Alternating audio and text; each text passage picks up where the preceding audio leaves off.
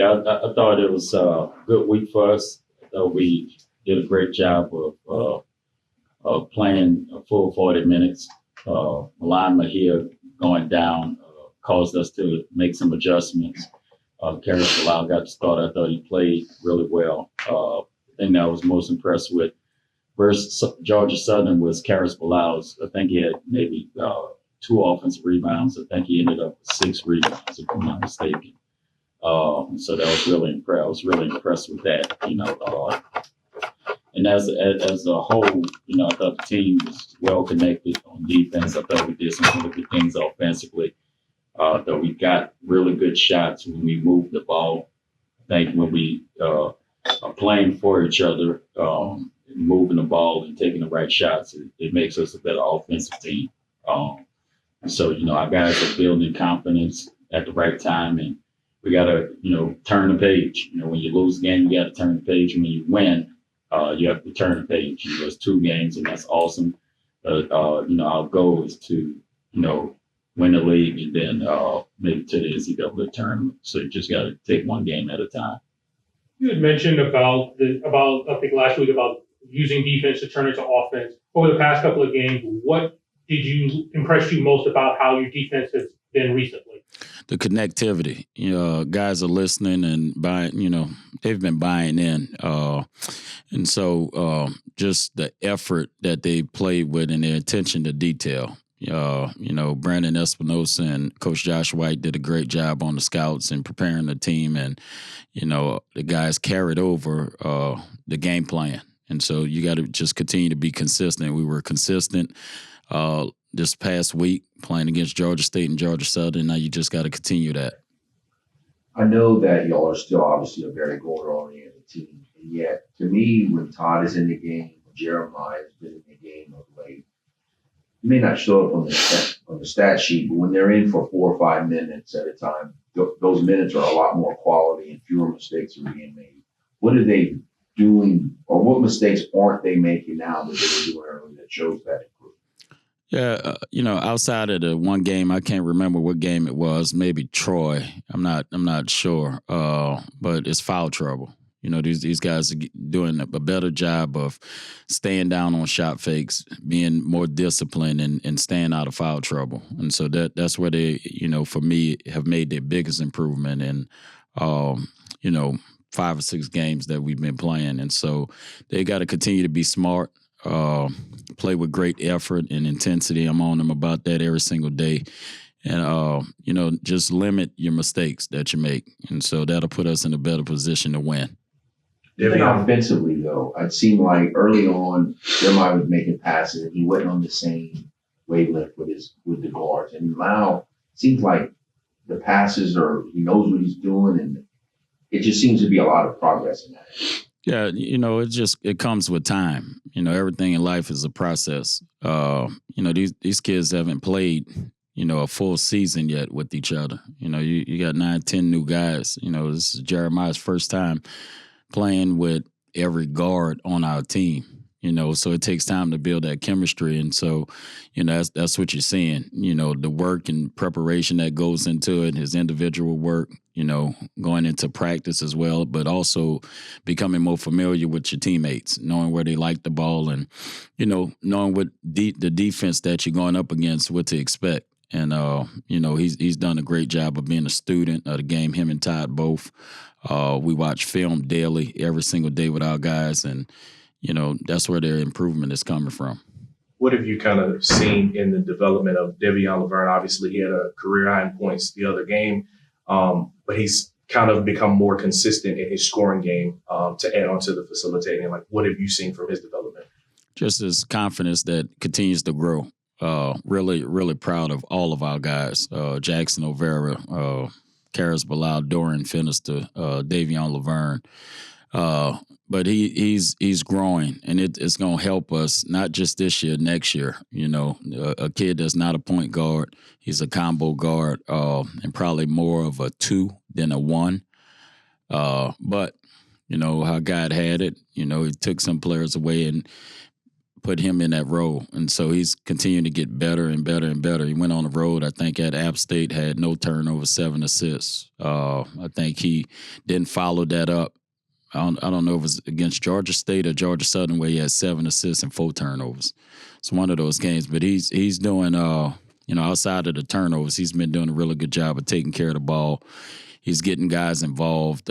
He's getting better out of playing now the pick and roll. And so that's going to help him, like I said, the remainder of this year and going into next year. We got a guy that, is going to be here 3 years, 2 more years, and able to play some point guard, which is huge. The matchup with James Madison, how is it different than what you faced this past 2 games, which are fairly similar, I would think, matchup-wise, the 2 Georgia schools? How is this different or similar? Yeah, well, it's similar that these guys have some really good three-point shooters as well.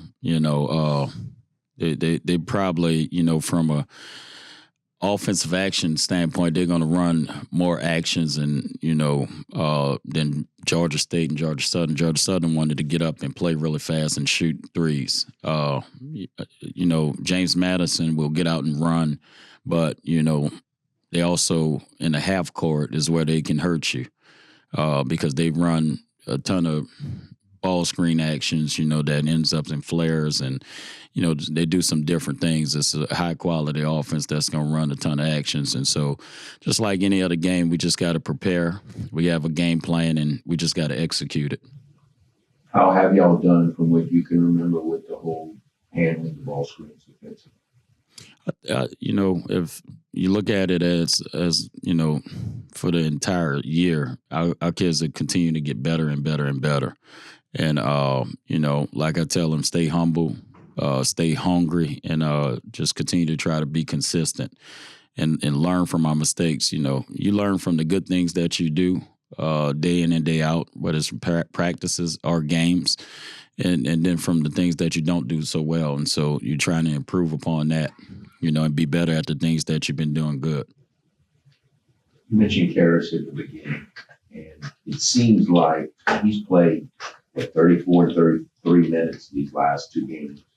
And it seemed like, even though he's not necessarily scoring a lot of points, that y'all are more consistent on offense. What are some of the things you notice that he's doing that maybe doesn't show up on the stat sheet? Well, he's Karras can do. I sat and watched film with him this morning. Actually, he's an elite scorer. He can score the ball at all 3 levels, and he's constantly improving because of the player development that we have in place. But he's also a good passer. And so, the things that probably don't show up on a stat sheet is just, his defense awareness. He understands, where to be on, our ball screens, our pick and roll defense.